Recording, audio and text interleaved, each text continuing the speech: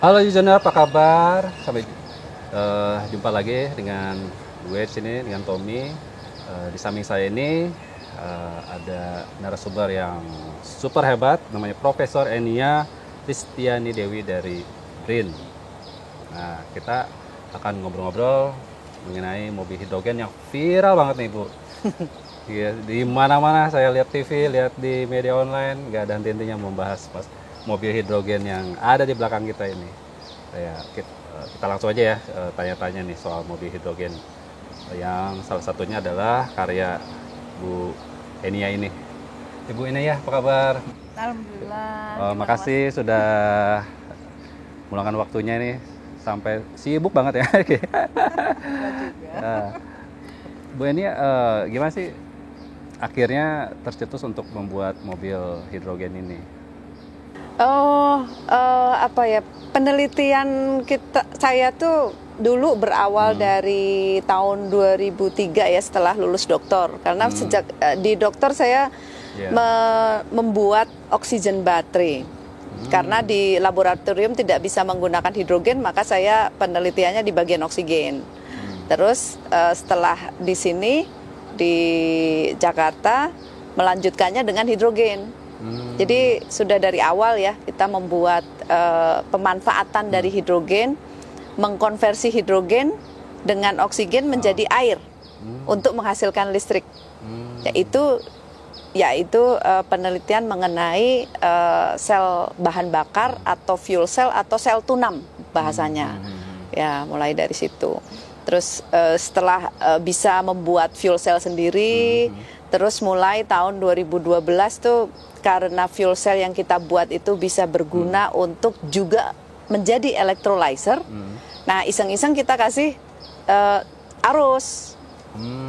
Jadi fuel cellnya bisa menjadi electrolyzer juga. Kalau kita kasih arus, lalu kita kasih air, jadilah hidrogen dan oksigen terpisah begitu. Nah, itu sudah kita lakukan lama ya.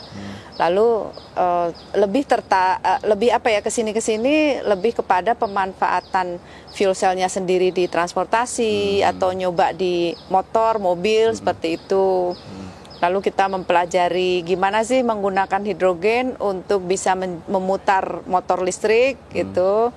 Lalu itu yang apa kita pelajari. Ini selesai pengerjaan ini sudah berapa lama ya? Kalau mobil hidrogen ini? Oh ya, kalau mobil hidrogen ini baru tahun lalu ya. Oh, tahun lalu. Tahun lalu. Yang satu lagi yang lebih kecil, ini kan ukurannya 2,5 kilowatt. Oh, iya. Kalau yang 1 kilowatt sudah 3 tahun lalu. Kalau yang motor sudah 12 tahun lalu. Yang motor masih bisa jalan. Gitu. Jadi kita membuktikan fuel cell-nya itu nggak tahan cuma 3 tahun, 5 tahun nggak, tapi sudah 12 tahun nih. Karena secara teori tahan 40 tahun. Oh. Gitu. Jadi kalau ini mobil ini nggak ada apa-apa, selama ada hidrogen, 40 tahun juga jalan.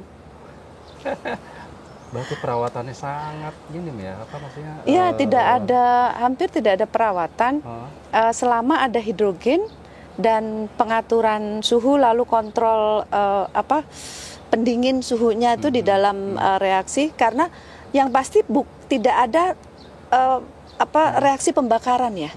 Jadi reaksi yang terjadi adalah reaksi kimia. Nggak ada sama sekali reaksi pembakaran. Ya, betul. Tidak dibakar intinya. Sehingga maintenance-nya hampir nggak ada. Oke. Ini kabarnya yang pertama di Indonesia, Bu ya?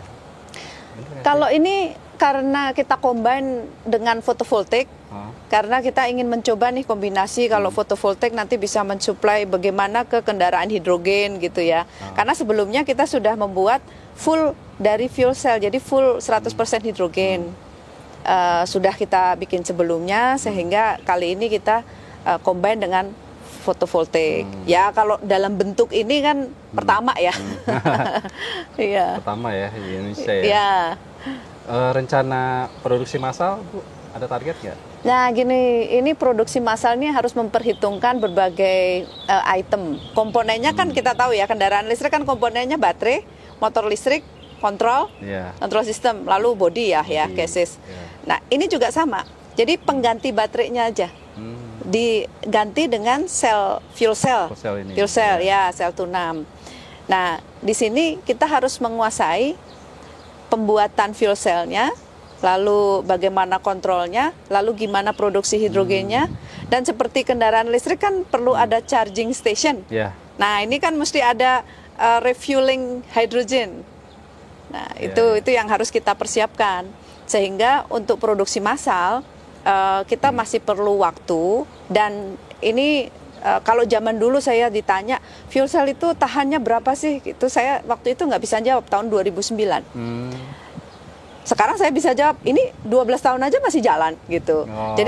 Jadi mulai kita buktikan durability-nya. Ya, durability-nya sudah oke nih. Berarti gimana komponennya, diproduksi sama siapa. Nah, bagian produksinya nih ingin kita kerjasamakan dengan industri. Lalu sesuai dengan roadmap net zero emission, kan kita mau mengurangi emisi, ya karbon netral itu tahun 2060. Benar-benar hilang. Ya, Indonesia kan milih tahun itu tuh. Nah, solusi untuk penurunan emisi di industri maupun transportasi ini kan pemakaian hidrogen salah satunya. Dan itu harus ada komitmen pemerintah yang misalnya nih mau masuk penggunaan hidrogen untuk industri dulu atau transportasi, ini kan harus dipilah-pilah. Nah, sekarang kita sedang membahas roadmap-nya, roadmap hidrogen. Nah, nantinya kalau saat ini sih dalam waktu mungkin 10 tahun ya, saya harap hidrogen itu sudah mulai diproduksi tipe green ataupun dengan carbon capture storage, itu bisa menghasilkan blue hidrogen gitu ya, sehingga emisinya turun, tetapi wilayah industri dulu. Sehingga kita ada persiapan nih untuk mengoptimalkan pemanfaatan hidrogen di transportasi, misalnya begitu. Dan nanti berikutnya baru transportasi lah masuk. Rencana sih pemerintah 2030 itu diperkirakan kendaraan hidrogen baru masuk. Jadi dan kita Indonesia sudah mulai dengan ini ya. Sudah mulai. Jadi sekarang kita seperti layaknya, karena kendaraan hidrogen ini jantungnya kan fuel cell.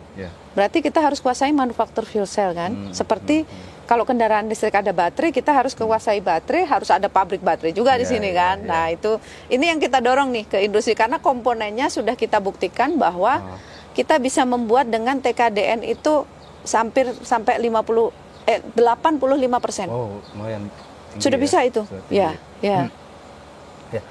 Ibu, benar nggak sih teknologi hidrogen ini, mesin hidrogen ini masih mahal dibandingkan dengan baterai ya? Ya, kita lihat aja mungkin Toyota Mirai misalnya, mungkin masih penjualannya masih dikit. Apa emang karena kemahalan? Ya, negara lain sedang menerapkan pemakaian hidrogen sebagai bahan bakar. Karena selama ini kan hidrogen kita pakai sebagai industri, bahan baku industri, yang harganya harus lain nih. Kalau di transportasi pasti orang mengejar lebih murah. Nah, saat ini kalau hidrogen production cost-nya bisa ditekan sampai kurang dari $1, itu insya Allah bisa jalan tuh di transportasi pemakaiannya.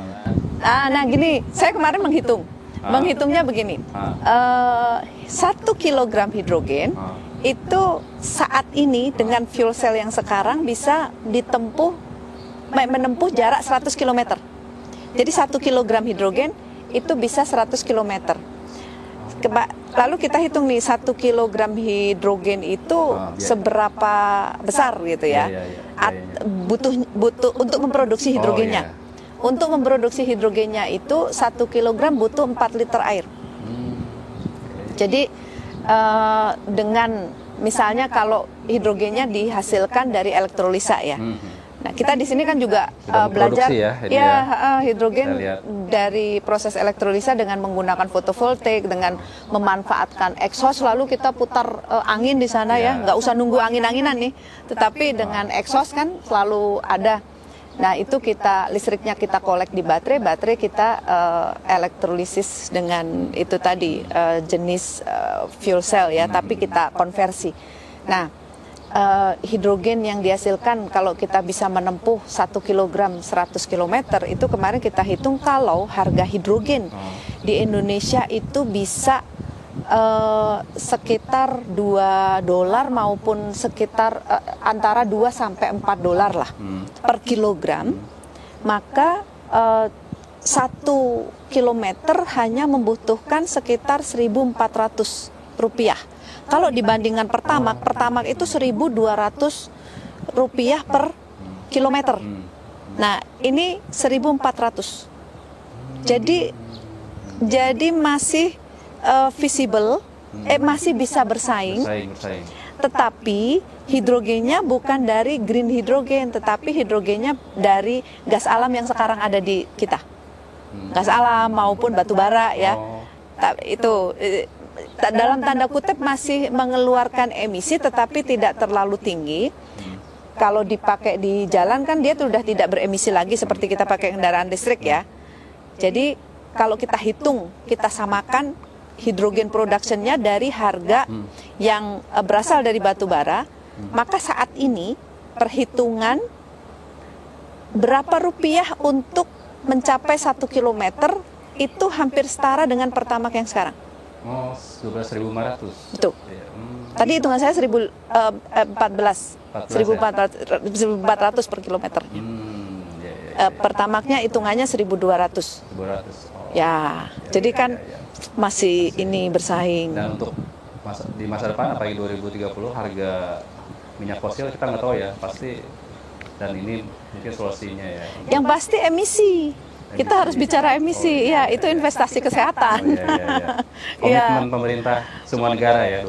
Betul. Kalau mau pakai 1.200 tetapi kemana-mana mengeluarkan CO2, kan mending pakai 1.400 nggak ada emisi kan?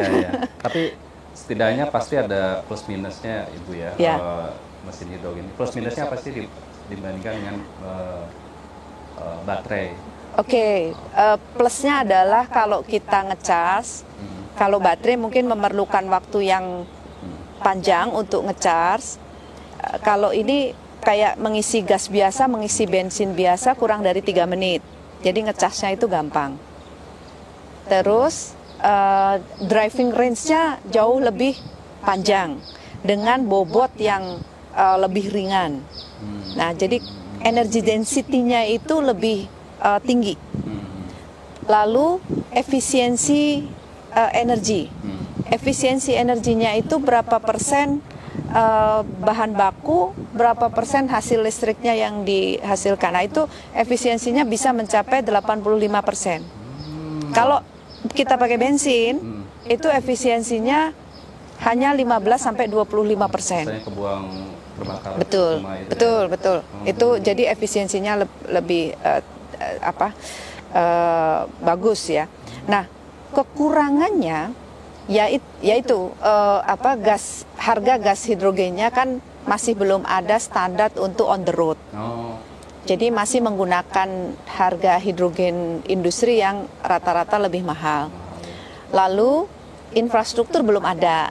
Nah, ini infrastruktur ini yang terutama untuk hydrogen fueling station karena yang dipakai itu umumnya high pressure hidrogen yang skalanya itu 50 megapascal ataupun 70 megapascal, itu 2 kali CNG. Jadi dalam tanda kutip kita harus menguasai masalah safety. Tapi kalau sudah di mobil itu nggak masalah.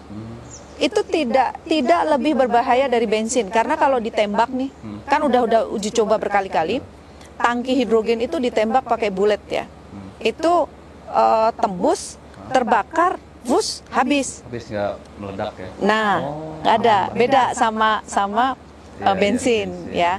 Jadi faktor safety yang ada pada saat hydrogen production aja yang paling perlu diperhatikan. Itu ya, justru yang bahaya tuh production-nya ya. Iya. Kalau udah dikemas. Betul, karena masalah kompresor itu juga pernah bermasalah di Jepang pun pernah meledak ya, kompresornya, bukan tabung gasnya bukan, tapi justru kompresornya.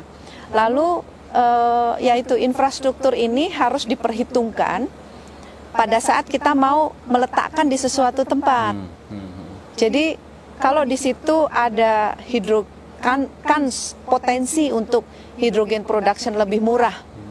Itu pasti kita letakkan di situ. Nah, ini studi mengenai itu, terus investasi untuk infrastruktur ini terutama ya, ini harus diperhatikan. Nah, kalau sekarang saya sih lebih sependapat kalau hidrogen production itu bisa diproduksi kalau di Indonesia nih ya. Prediksi yang paling murah itu kemarin saya berpikir nuklir. Setelah dihitung-hitung, oh ternyata nuklir ya relatif murah, tetapi nggak murah-murah banget. Tapi kalau kita masuk ke PLTA, air itu bisa lebih murah. Tetapi capacity factor yang dari PLTA-nya itu masih perlu ditingkatkan. Jadi masih inilah masih banyak pilihan kalau di kita. Jadi mau bergantung di pulau mana, misalnya di Pulau Kalimantan ada Sungai Kayan, misalnya sumber hidro yang sekarang lagi dibicarakan pemerintah juga ya. Dari situ kalau elektrisitasnya itu berlebih, lebih baik digunakan untuk mengelektrolisa air. Itu. Kalau dulu kan skema Pak Habibie itu membuat Sungai Membramo yang ada di Papua itu digunakan sebagai pembangkit listrik sekaligus menghasilkan hidrogen tadi. Tetapi waktu itu industrinya belum berkembang sehingga studinya stop. Nah, sekarang mudah-mudahan itu bisa jadi ini lagi potensi. Jadi nanti kira-kira patennya akan diserahkan ke swasta atau akan dipakai oleh pemerintah? Oh, pasti ke industri. Ya, ke industri, ke masyarakat, karena kebaharuan yang kita kembangkan saat ini itu misalnya di katalisnya, di membrannya, lalu mungkin di kontrol sistemnya. Karena selama ini kita membuat manufaktur dari sel tunam itu know-how-nya banyak. Know-how-nya banyak untuk bagaimana merakitnya, bagaimana menekannya, gitu tuh know-how. Tetapi yang bisa kita patenkan adalah material komponen-komponennya.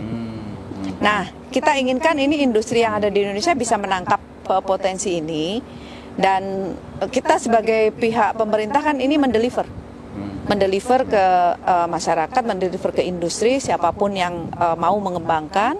Terus ada pendampingan, BRIN kan seperti itu untuk enabler tumbuhnya riset di industri. Kalau dikatakan terlambat nggak sih Bu ini Indonesia membuat teknologi? Saya udah ngomong 18 tahun yang lalu. Tetapi lebih baik terlambat daripada tidak. Dan saat ini sangat penting saat ini untuk dipersiapkan. Kita jangan lagi ketinggalan seperti baterai. Baterai baru sekarang nih ada pabriknya, ya kan? Nah, harusnya udah sekian puluh tahun yang lalu. Tetapi ya nggak apa-apa lah. Maksudnya kalau sekarang kita memulai dengan pabrik fuel cell jantung dari kendaraan hidrogen, itu sangat welcome sekali. Dan di Asia Tenggara belum ada ya. Di China sudah ada. Semua kan pabrik dari sana ya. Tapi potensi di kita kan banyak sekali. Mau pakai electrolyzernya, mau pakai fuel cell-nya, itu sama-sama berpotensi di tempat kita. Apalagi pemerintah menerapkan pemakaian fotovoltaik yang sampai dengan 361 gigawatt tahun 2060. Itu besar sekali potensi dari hidrogen itu jadinya ya. Nih, mungkin ada yang salah kaprah juga ya Bu ya mengenai mesin hidrogen ini dengan mesin konvensional. Saya pikir mesin hidrogen ini tetap pembakarannya seperti mesin konvensional, seperti yang viral itu Bu, yang seperti di Gubal. Saya pernah meliput juga kemarin kebetulan. Saya pikir sama seperti itu, ternyata ini saya lihat prosesnya benar-benar beda ya. Jadi benar-benar dari hidrogen langsung menjadi energi listrik. Ya, kalau ini jenis, jadi ada dua jenis. Hidrogen itu bisa dibakar, hidrogen bisa diproses secara elektrokimia. Nah, kita yang proses elektrokimia, jadi tanpa pembakaran. Hidrogen bisa dibakar, itu dulu zaman saya kerjasama sama beberapa pihak dari luar negeri itu kita coba-coba juga. Kita coba-coba hidrogen production dari biohydrogen. Jadi kita nyoba dari limbah biomasa ya. Terus hidrogen productionnya itu speednya kan kecil. Speednya kecil, terus karena kecil kita masukkan ke ruang pembakaran. Jadi sebetulnya kalau hidrogen sedikit saja untuk dimasukkan ke ruang pembakaran, itu bisa menyempurnakan pembakaran. Jadi pembakarannya lebih bersih, sehingga dia lebih irit bahan bakar. Nah, itu kita terapkan di genset juga. Kita masukkan ke genset, itu kita pernah lakukan. Jadi karena rilis hidrogennya kecil ya, sedikit-sedikit, masukin ke ruang pembakaran. Kalau jumlahnya sedikit kan tidak, maksudnya tidak menghasilkan ledakan yang demikian dahsyat ya, membantu proses pembakaran saja. Itu sudah cukup untuk menghemat BBM. Gitu. Jadi ada beberapa teori sih, mengkombinasikan pembakaran hidrogen diinjek nih dengan sistem injek. Diinjek masuk ke ruang bakar, lalu dicoba kombinasinya, mau pakai gas, mau pakai bensin, itu ada semua metodenya. Ini kemarin saya baca juga jurnal baru ada juga kok membandingkan itu, ya membandingkan itu menarik, tapi perlu hati-hati pada saat kita melakukan pembakaran ya. Nah, hidrogen yang dibakar apa bisa menjalankan kendaraan? Pada saat ini kalau hidrogen dibakar 100%, itu kalau saya lebih concern kepada safety-nya. Nah, itu dia. Ya, masalah safety. Karena kita harus kontrol hidrogennya. Jadi ledakan hidrogen pada saat, saya pernah kok mengalami ledakan hidrogen pada saat percobaan ya. Bukan percobaan, pada saat pameran malahan. Pameran di Senayan pada saat saya dulu terima penghargaan tahun 2006, saya masih ingat. 2006 itu di Senayan, yang meledak itu pipa yang masuk ke sensor gas hidrogen. Jadi di atasnya karena dikasih laptop panas, nih panas, lalu sensornya pipa yang masuk ke sensor kayak membengkak gitu karena dari karet, membengkak terus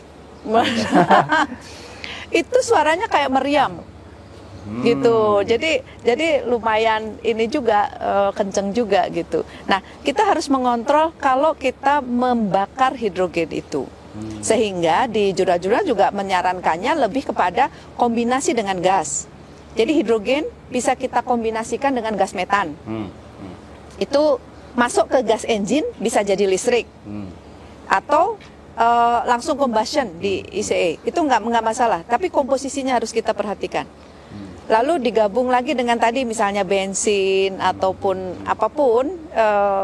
Kalau saya terus terang belum pernah mencoba hidrogen 100% dengan jumlah yang besar terus nanti menggerakkan kinetik roda ya.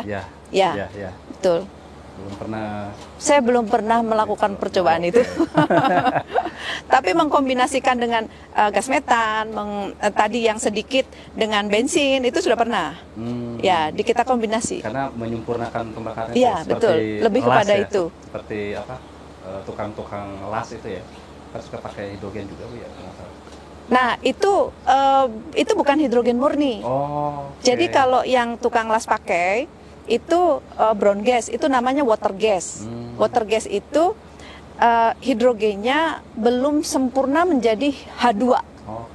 Jadi masih ada O yang menempel. Karena kan kestabilan molekul air itu tinggi ya. Sehingga untuk memisahkannya memang perlu energi yang besar. Kalau kita sebetulnya memecah H2O itu ada sistem fotokatalisis ya, dengan cahaya matahari pun bisa sih, tetapi di situ harus ada katalisnya. Nah, rilisnya juga tidak besar, kecil-kecil pasti. Nah, itu yang membedakan. Nah, kalau tukang las-las itu kan sudah ada banyak memang sistem dengan kalau kita mengelektrolisa air dengan menggunakan stainless, dengan menggunakan elektroda mungkin tembaga ya. Kalau misalnya di situ menggunakan elektroda platina, hidrogennya akan terbentuk lebih cepat. Tapi platina mahal kan? Platina. Nah, kalau di situ menggunakan stainless, mau tipe 304, mau tipe 316, yang lebih tinggi conductivity-nya lagi, itu 309, ya, tipe-tipe stainless tuh. Nah, di situ hidrogen yang dihasilkan itu masih water gas. Saya sih kalau jadi gini, itu bukan reaksi yang salah ya, karena memang ada teorinya. Iya. Ada memang teorinya, dan tinggal kecepatan produksi hidrogen dan kesempurnaan reaksi H2O memisah antara hidrogen dan oksigen itu harus kita cek. Kan beda voltase, beda potensial yang perlu kita tentukan untuk memecah itu.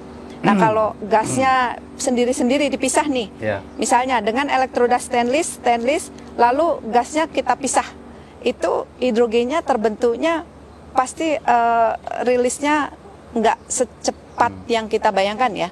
Jadi pas sedikit-sedikit, karena di situ hanya elektroda stainless. Kalau elektrodanya saat ini diganti platinum, nah itu lebih cepat lagi gitu. Nah, tetapi kalau itu dimasukkan ke ruang bakar, masih mungkin. Jadi mau di motor atau ini masih mungkin kalau elektrodanya cuma kecil ya. Jadi pluk gitu. Nah, itu masih bisa lah untuk dibakar, tetapi tadi agar tidak terlalu berbahaya atau tidak membahayakan, di-combine dengan sesuatu. Kalau at least kalau ada engine yang bisa mengontrol suhunya, mengontrol ledakannya, itu bisa juga, tetapi saya belum pernah coba ya.